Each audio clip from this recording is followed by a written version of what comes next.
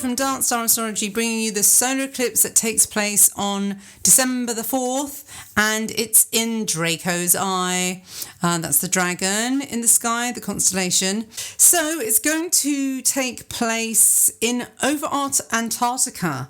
So I think because of that, usually when eclipses take place over a certain area of the Earth, it kind of brings special emphasis and highlights that area. So Antarctica, could there be some secrets? I mean, I know there's a lot of conspiracy theories centered around Antarctica and whether it's even if the globe is flat or not, and Antarctica is just the kind of like encircling us.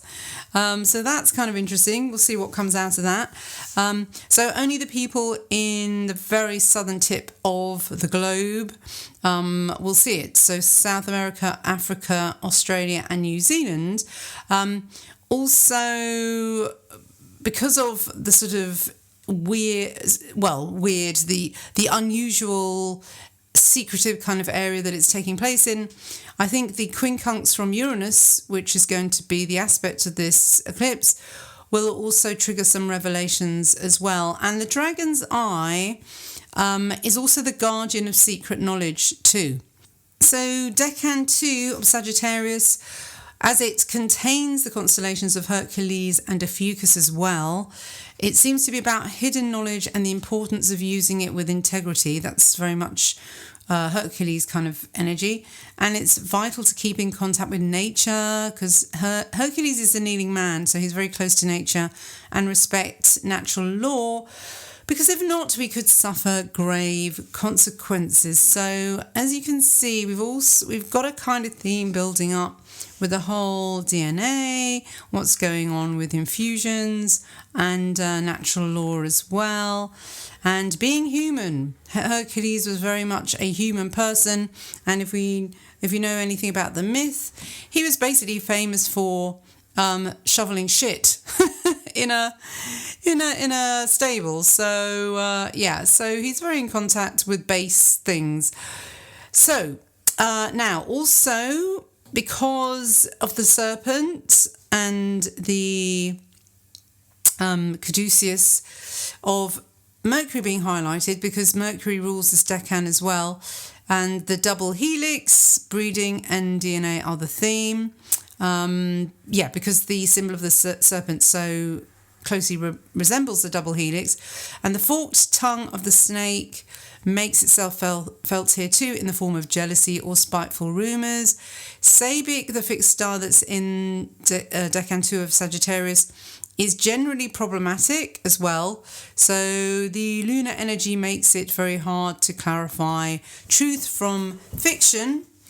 So we're looking at really the moon in this decan, because there are different meanings for other planets in this decan, but the moon being in Sagittarius Decan 2, which is it's almost quite scorpionic in its energy. It sort of overlaps because of the serpent energy and the dragon, and it's very sort of shadow. So the moon only highlights that because if you think of the moon tarot card, it is about deception. It's not the most easy card in the deck. So you mix that with serpents, and there's even a Scorpio, isn't there, in the moon tarot card too. So anyway, so with that, all those influences considered, it does mean that it's very hard to clarify truth from fiction with this eclipse as well. But what is certain, though, is the ability to conjure up fanciful stories, and these tales will be so dramatic and entertaining that in the end no one cares if they're actually factual or not. So maybe the fiction contains an element of the truth that is eternal, like a myth. So the moon does have some dignity in Sagittarius Decan 2, and one of its unique abilities in this position is to unify disparate elements together to fulfill a specific goal.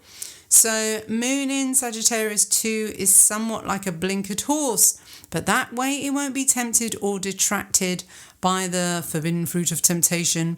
Now, Austin Kopok, who has done a really great study of all the decans, He warns that Moon in Sagittarius 2's greater powers of concentration and focus also carry with it the potential for monomania, and its gift of perseverance will fortify the fool's quest as well as the sage's errand.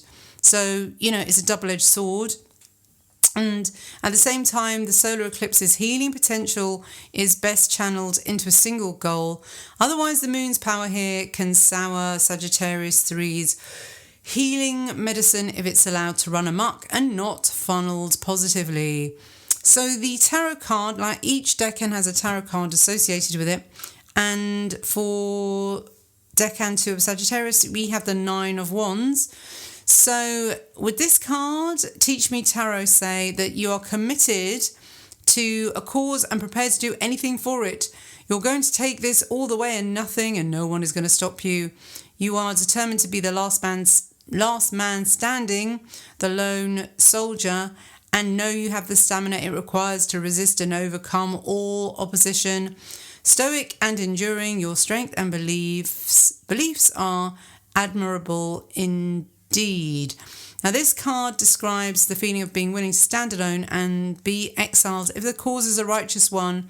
It shows the positive side of Sagittarius Decan 2 in that it would rather be ethical and honest than popular. Well, at the moment, with everything that's going on, everyone who's making a stand against having infusions and against the government is basically this card, really. And I mean, I don't know what percentage of the world is taking this 9 of Wands stance. I think it's more than we probably are told. So we're not alone. We're not alone. Okay, so the fixed star is Alwade, and it's, Robson actually calls it Rastaban, which I prefer. But in Arabic, it's called Alwade, which means who is to be destroyed. Yeah, who is going to be destroyed here? This is in Bullinger's Witness of the Stars, which is quite a mad fixed star book, actually. But anyway, so in a decan that emphasises healing and sorcery, this star shows the destructive side of magic.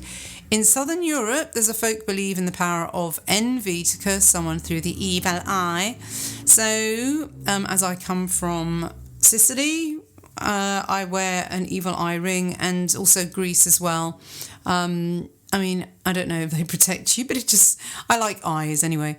So this star could represent someone who is assassinated for being a threat to the establishment. So Alward, it's at 11 degrees Sagittarius, by the way. It's known as the nebulous star in the dragon's eye. It has a Saturn and Mars nature, and both of those are malefics, of course. And Robson says it gives loss of property, violence, criminal inclinations, and accidents. How pleasant. All right. So, so I think with a star like that, I mean, this is kind of tough. It's a tough eclipse, but it's not as bad as bad. I mean, everything's relative. It's like saying, is cold bad? Yeah, if you don't like being cold, but you can't have endless summer. So this is just one of many different types of stars we get in the sky, and they all have their influences. Now, so what I picked, in fact, as a crystal to kind of mitigate these sort of evil eye energies is the Malachite, because inherent in its design, you can see eyes in them. So this is a quote from Dorothy L. Meller from Stone Power, and she says that Malachite, inherent in Malachite is lighter green eye shapes. forms or bands on its surface. These eye stones, believed to enhance great visionary powers, were used to ward off negative happenings. They were stones of security and protection for children. So yeah, it's like the evil eye again. And their most remarkable association today is the ability to warn of impending danger by breaking into pieces. Wow. So if you have one of those and it does, well, it's not very comforting, is it? If you have a malachite and it just breaks and you think, Jesus Christ, what's going to happen? Anyway, I guess if you've got malachites and they don't break into pieces, you're fine. Anyway, so malachite is a strong female energy and it's known as the midwife stone. Since this deccan is also associated with midwifery, I thought it was actually ideal for the solar eclipse energy. And malachite helps with menstrual cramps and labour pains as well. And if you're giving birth to the new you, I think this stone would be ideal for helping to ease the transition. Now, malachite also helps flush out toxic emotions. It gives you the resolve to say no to emotional blackmailers in your life. This crystal helps you spot red flags in relationships and enables you to move on and step onto unfamiliar paths. Sometimes it's not better to be stuck with the devil that you know. Malachite is associated with the pioneering spirit and travel, while at the same time it carries the scorpionic vibe of transformation. So this Sagittarian eclipse's thirst for adventure could send us down some deep rabbit holes. So this crystal is perfect for giving us the courage to face whatever creature we find lurking down there. So it's dragon slaying again. So yeah, I thought it was perfect for the mix of Sagittarian, Scorpio-y kind of energy that we have with this. So in summary then, the theme of Sag Deccan 2 is usually healing and sorcery, while Alwad in the dragon is not an easy star. But there is potent medicine here, which could ignite a miraculous transformation in the right hands. Some of those touched by the solar eclipse will realise their mission to remind us of the gnosis we have buried in our subconscious. And like Eris, they could tempt us with the forbidden fruit of the tree of knowledge. So yes, many of these dragon types are YouTube banned and you'll find them lurking in Odyssey. Not Homer's Odyssey, but yeah, it's mythical. This bite could result in wonderful revelations, that's of the apple, or could equally send people mad. And in the West, we tend to see dragons as aggressive, fire-breathing monsters that must be slain. But in various world religions, dragons rule the water and weather. So appeasing the dragon was a good idea to avert floods. However, in China, dragons also represent they used to represent the imperial emperor, but they are still seen as symbols of good luck and prosperity.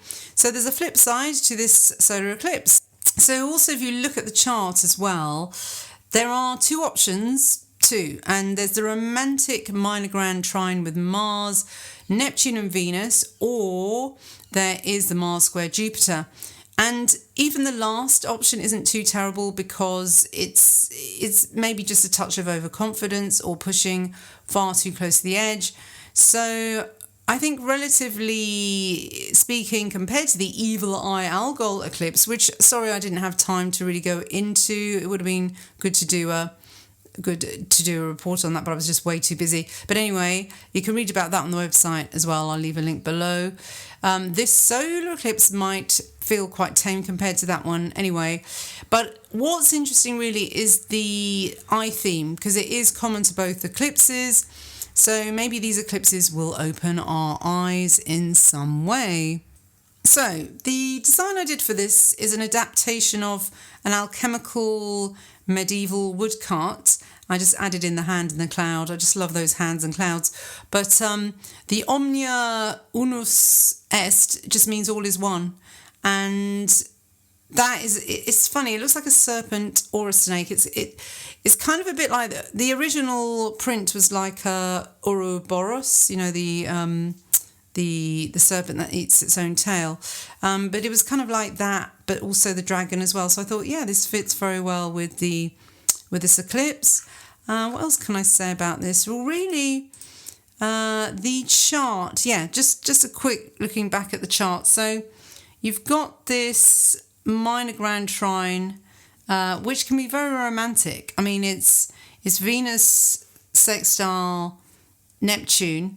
That's very Persephone as well, because Venus is quite close to Pluto.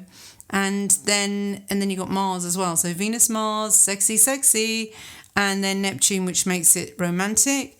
But then you got this edgy, again, very passionate Mars square Jupiter. So Venus is on Peacock, which is also very beautiful, glamorous. So yeah, I mean, there's a kind of like glamorous side to this. Oh, I just noticed the North Node is on Murphak, which is the Perseus, the dragon slayer again, and of course he also beheaded Medusa with her head of snakes too. So yeah, I mean, it's all about slaying this enemy. I mean, at the moment, I just watched a video with Catherine Austin Fitz. I mean, probably the name of even mentioning her name on YouTube is probably going to set the algorithm into a spin. But she was saying, yeah, you've got to basically choose between two things. It's like freedom or slavery, and that's really it. That really is it. And we just need not to be ignorant. So the thing with the dragon, it is the guardian of secret knowledge, the bite of the apple, the forbidden fruit. All these themes are very strong. Deccan 2 of Sagittarius is a really important deccan. It's one that I've actually written the most about because there's just so much to talk about it. I'm just going to go into it. Oh, those are some parakeets, by the way, on my window. Yeah, my catchphrase for Sagittarius Deccan 2 is the 13th fairy and Gnosis. You know, the 13th fairy was Eris, and, you know, she of the forbidden fruit as well. She's the kind of like outer planet dark goddess. She's the outer planet Lilith, the temptation. So, you know, the forbidden fruit is in all sorts of ways. I mean, it is the... Bloody hell. Can you hear that? They are being so loud. So yes, the 13th fairy. Ophiuchus is supposed to be the 13th sign, but it's not because... I mean, I could talk about that forever, but it's not, because we have 12 months of the year. It's all based on 12, the number 12, not 13, but it is the lunar calendar. So the fact that it was kind of left out is something that adds to its interpretation as well. Okay, so that brings me to the end. I just want to leave a little note here for YouTube, because I have actually been demonetized now. Not for, well, they say it's not for anything apart from because I haven't been on it. I had to reapply for my ad money and the views weren't enough. It was just under the 4,000 that you need. So hopefully it'll go up and maybe I'll monetize it again.